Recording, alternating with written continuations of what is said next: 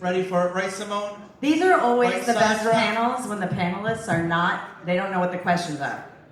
They're always the best, the most popular. Well, they know what's coming, but look for the uninitiated, look just jump right in. NFTs in a really just hot topic this year. No one had any clue what these things were seemingly like a year ago, at least certainly in our audience. I was NFT'd in 2018. Were you? Well, then let's just start with, what was your first thought when you saw those three letters slide across your desk, Adrian?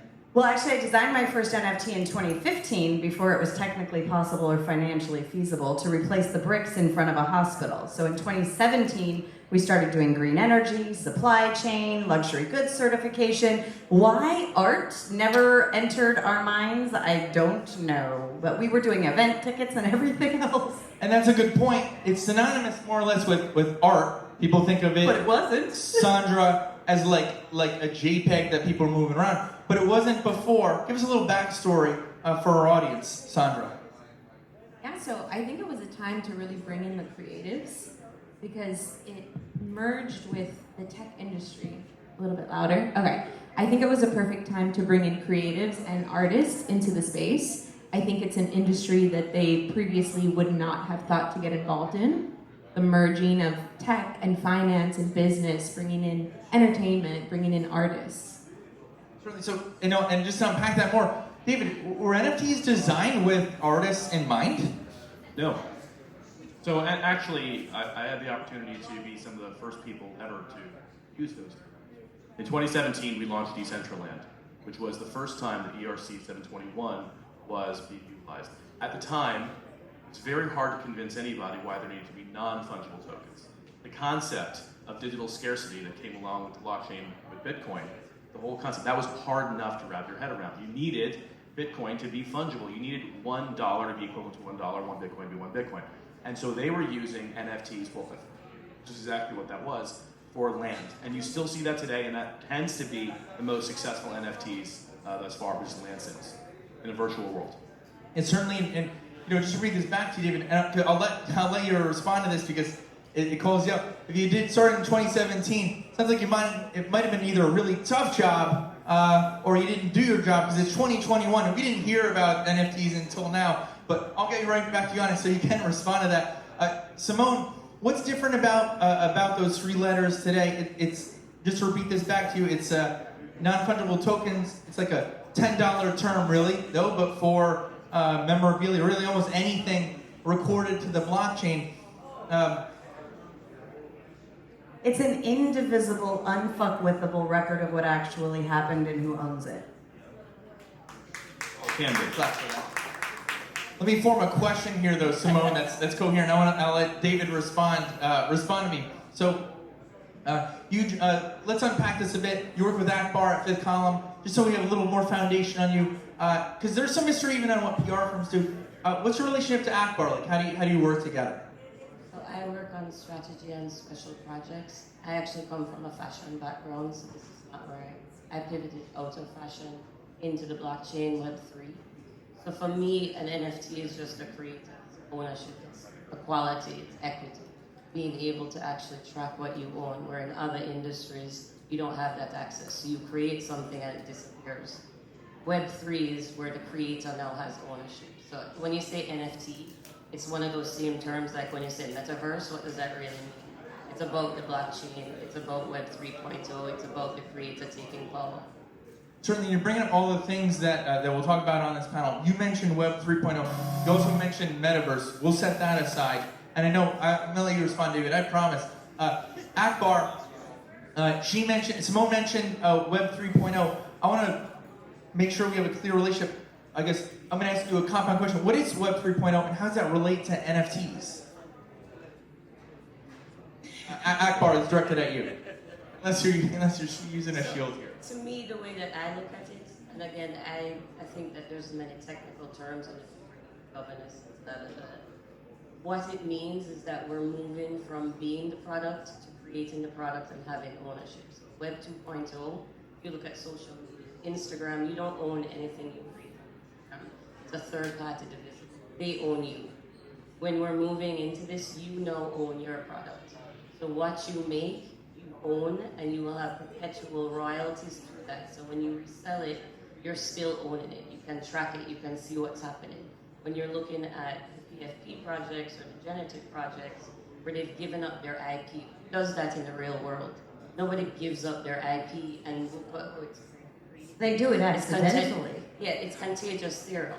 So you've now created this kind of tunnel effect where everyone is participating in an economy that is outside true capitalism.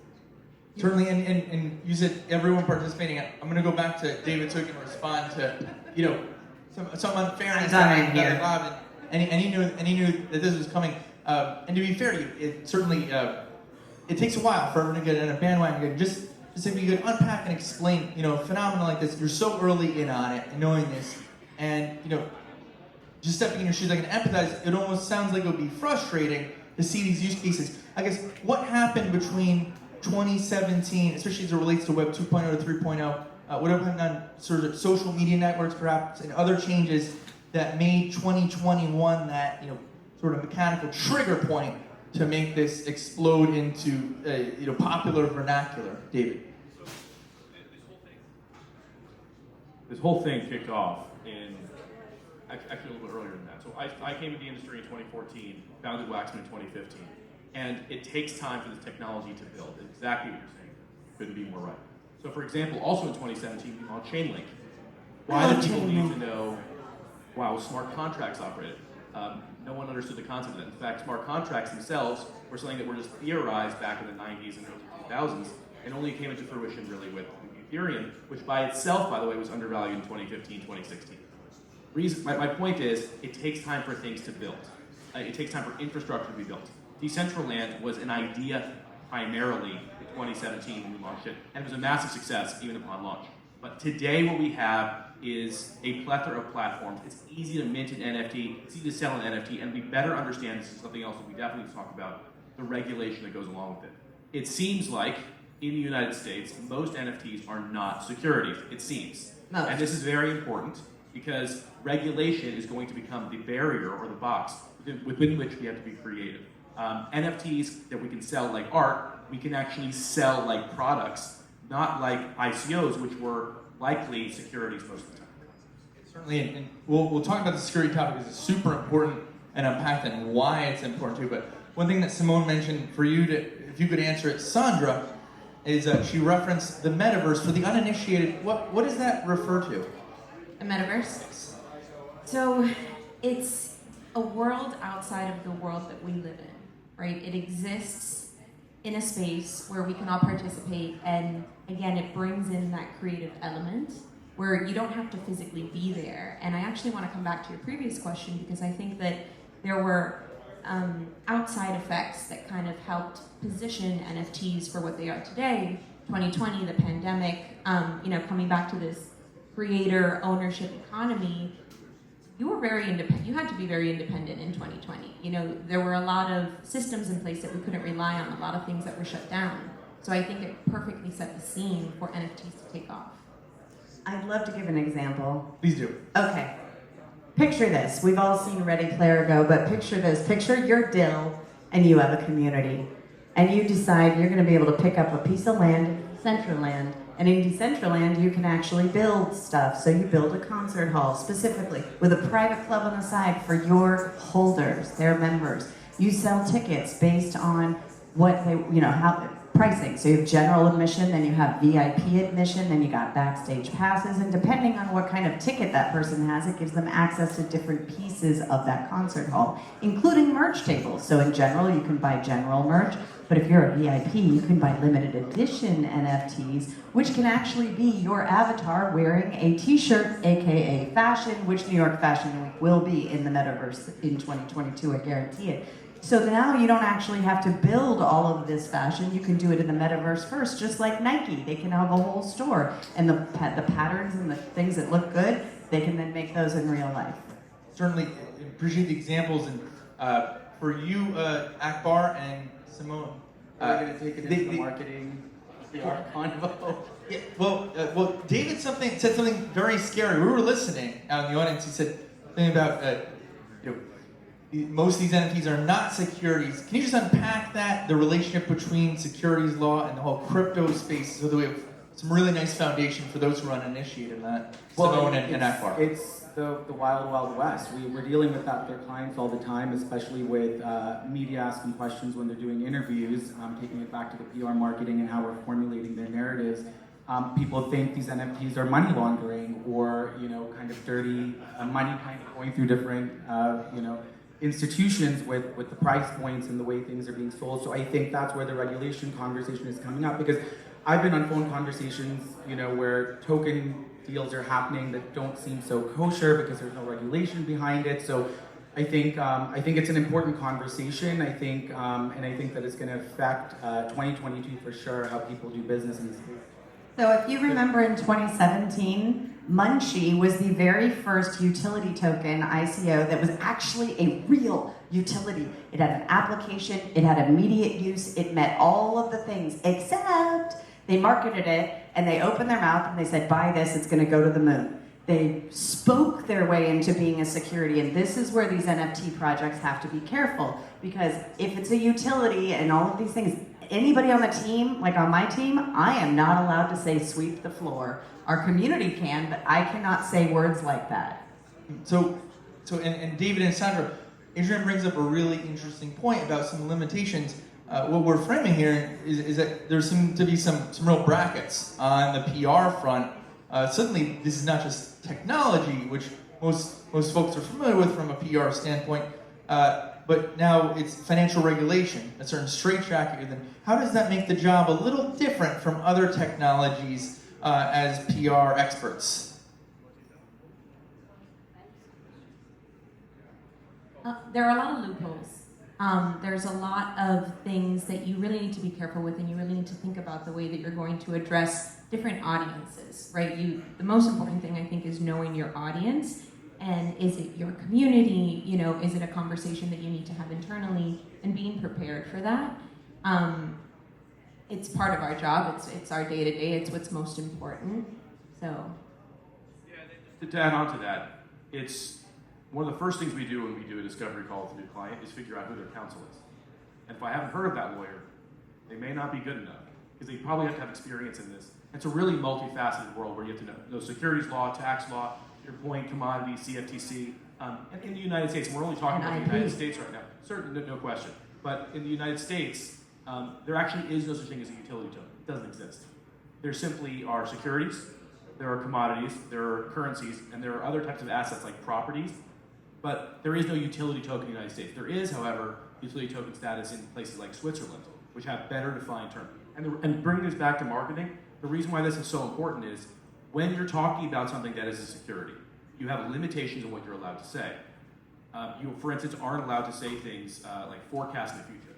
And saying something like this is going to go to the point is precisely the way you would market something that, although it might not be security, it's effectively a security. You're transmuting it into a security. Precisely. And so the SEC is watching for these types of things. So as PR professionals, our job is to be very careful, to work with internal counsel, external counsel. And because we've just been doing this for so long, we see red flags, and we tell clients all the time, they don't even know it. On their website, they have something that could be basically taking what is a real utility token and turning it into a security. It's kind of scary, but the upside is if you know how to be careful and walk the line properly, you can be creative and definitely generate interest.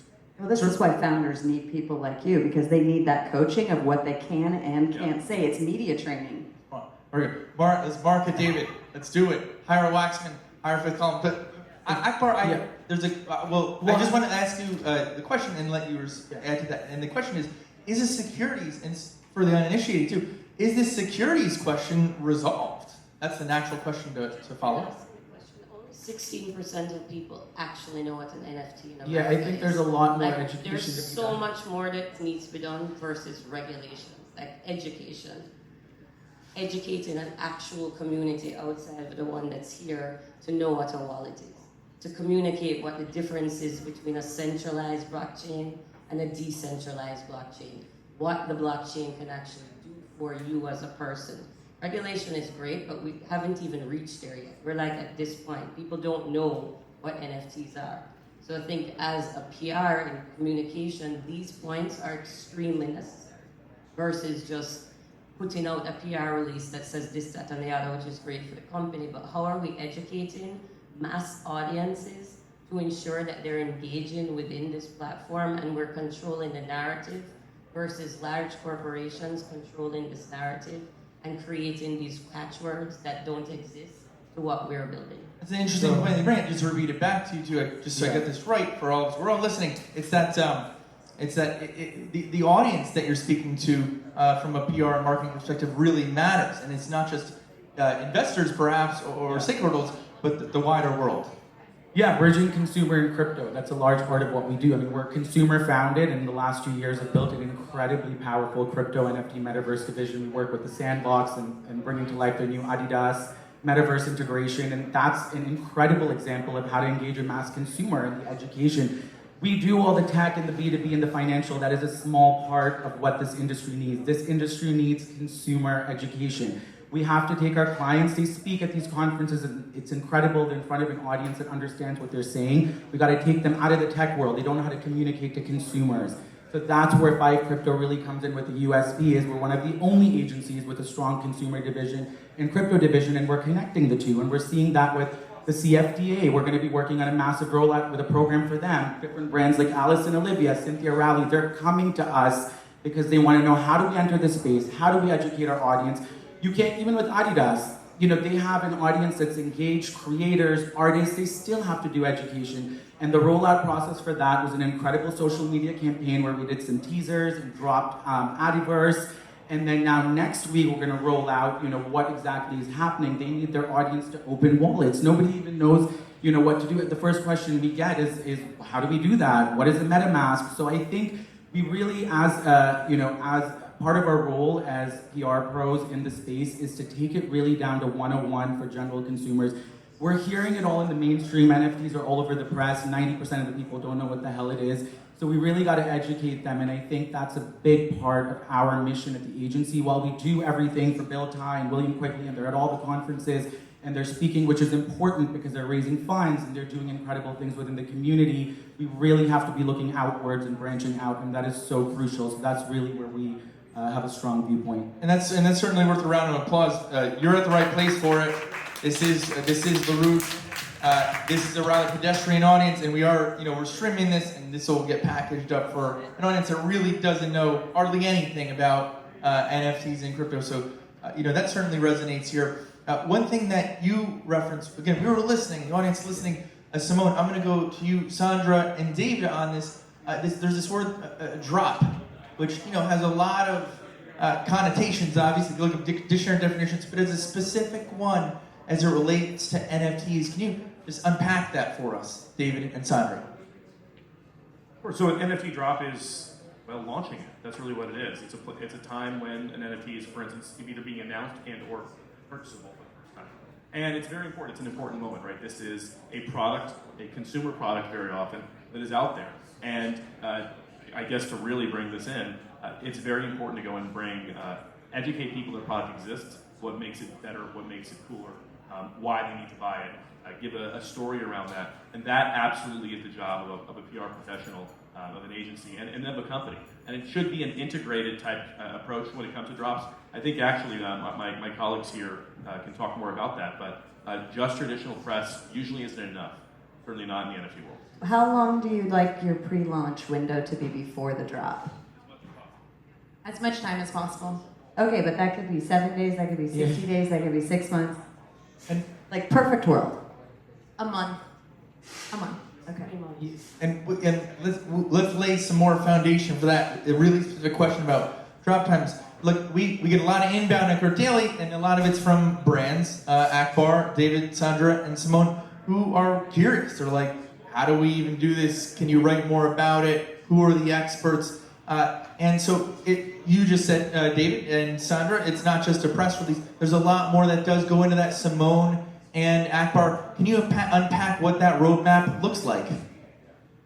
Yeah, I mean, there's so some drops are really community-based and driven. So we work with Matt Sanders of Avenged Sevenfold, one of the most iconic heavy metal bands, and there have been crypto natives and growing their Discord community, 200,000 plus people who are so engaged. They're launching this Death Bats fan club, and their whole initiative, they really had a tough time with engaging an agency like ours because they didn't need the press to sell the NFTs, but they needed the press to legitimize them in terms of the tech community and the media community. Their NFT is going to sell out the minute they announce it. The timing is so key because we get clients being like, we want to drop this next week, we're announcing a $600 million deal with this, and we're like, okay, well, clearly that deal has been in the works for a year. So I think we have to educate the crypto clients and NFT clients that they need to really plan ahead. And coming from the consumer side, where we're so psychotic about timelines, we're trying to bring that into this world and educate and let them know, okay, you got to let us know way in advance. So, but Simone, jump in.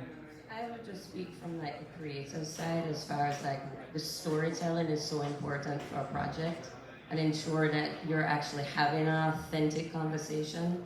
I think when brands outside of this come in, it's very quick. I want to be in the metaverse. I want an NFT. I want this. And they have absolutely no idea what they're talking about. So for us, it's important, at least for us, that authentic conversation, really creating a story, slow walking people into a process that is very new, understanding that your current customer base probably has no idea what you're talking about. You can now build a newer base, but educate, and I want to say this 1,000 times on the panel, because mass adoption is going to continually move farther and farther away if we don't start putting education first. And really ensuring that people know to open a wallet and understand that it's not like having an e-commerce account, putting your credit card in. It's a process. And you're just going to have to work with us until we have the technology, work with us. And that requires community, storytelling, bringing people in, not walking away from them. I think the problem sometimes with tech is that it all seems easy to everybody. It's not easy for a lot of people. So you need to slow walk. You need to have easier conversations. Stop with all the words and the waggy and all the extras. They don't understand it. Just talk very natural. And let them engage and get them excited. This is an exciting time. It's revolutionary. We're creating an economy where you can actually have ownership. Well, so let me challenge that for a minute. I think there's more than 100 million people who are active crypto users, and almost all of the NFT purchases that you've seen so far, the skyrocketing prices, the reason why this is featured in the New York Times, the Wall Street Journal, the Financial Times, on CNN all the time, is because crypto people who know how to use MetaMask already, are right now buying these things, trading these things, sharing these things, and showing these things off.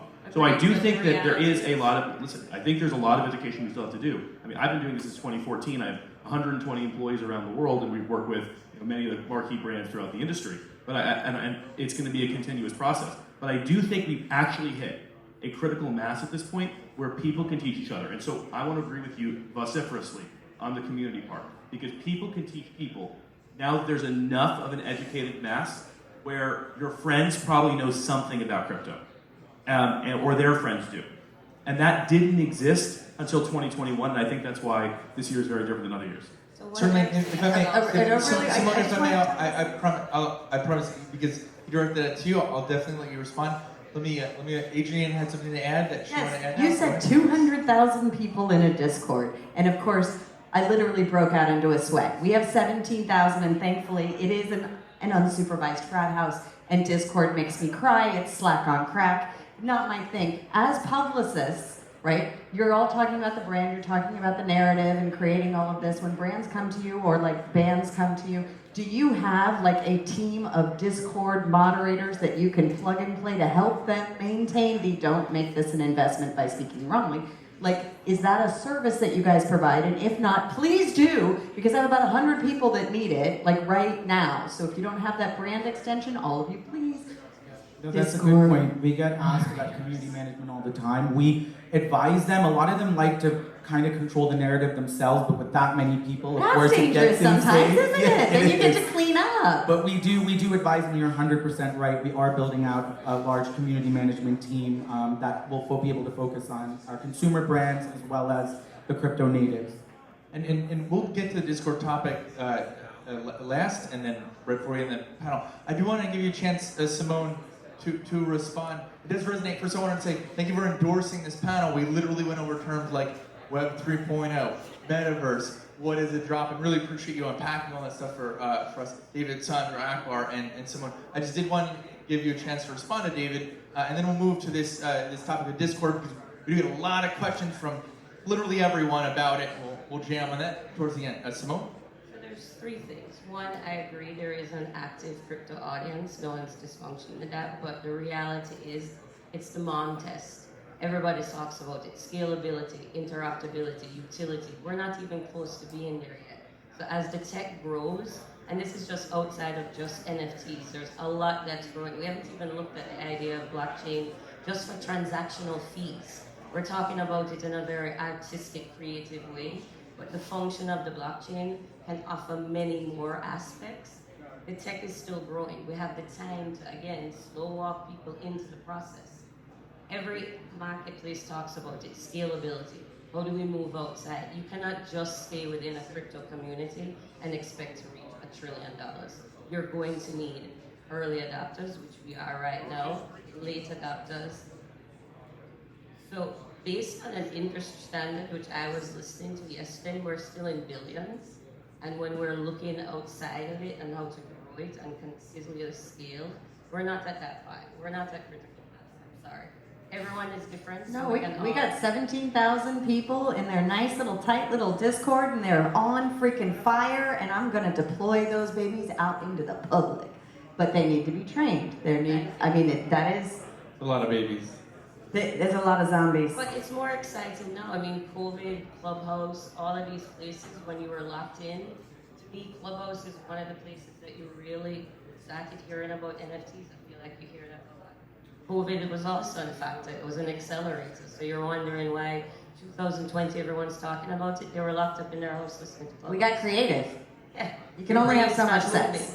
So you're seeing it, and it just, again, everyone has different opinions. This is my opinion, solely. We're seeing it being talked about more, but it does not mean that it's resonated in any real way for a larger audience. If you love it, that's great. But people are listening to it. Half of my friends are like, "The fuck is an NFT? Excuse my language." But Justin Bieber just did a concert in the metaverse. Quest 2 is Yes. about to sell out. He did and they're his- going to do NFTs in Agreed. there. So you would think that this would get people going, yeah, but they're still like, Certainly, and just to frame this, it sounds like you actually agree in part with each other, disagree in part. But either way, what I'm just to frame all of that and lay foundation, sounds like actually a convergence of multiple audiences. One is with crypto natives who are really sophisticated and are more than ready to embrace NFTs and even go to the next step of accessibility, dropping them into games and doing sorts of cool, crazy stuff. And then also, the bolus of, as you were listening again, Simone, the mom test. There's huge contingents out there who are really just still uninitiated, even on the crypto level. Perhaps an icebreaker for that, if you will, is NFTs, because they do seem to be making their way to the marketplace and be much more adaptable and accessible. And speaking of all that accessibility, you'll mention Discord. We get a lot of commentary from brands about it. Largely, it sounds like they hate it. There's also mixed messages, even from, not another platform. They say as they roll their eyes. David and Sandra, I'll go to you on this first. Certainly, is it possible to just avoid Discord altogether for brands? David and Sandra. I would say absolutely not. And thinking about, awareness and education, start with your community, start with your followers, start with the Discord channel. Build ambassador programs. Make those, it's a multiplier effect, right? You make them an extension of your brand, and then you educate them, you give them rewards. Rewards are so important, I think, with building a community. What do they want? How do they want to feel closer to your brand and be a part of it? They're already here, they're already listening. So I think ambassador programs are great, because then you have all of these other folks that are going out and speaking for your brand and representing your brand.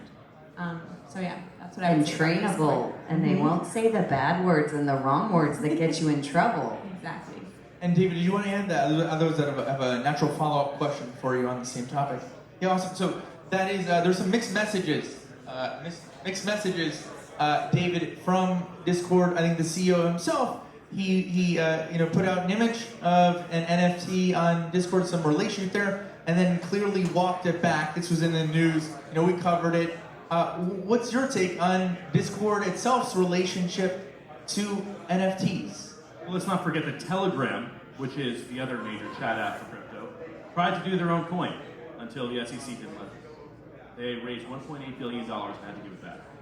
And actually, that technology is now in the wild through companies who simply pulled off the GitHub and started making use of it.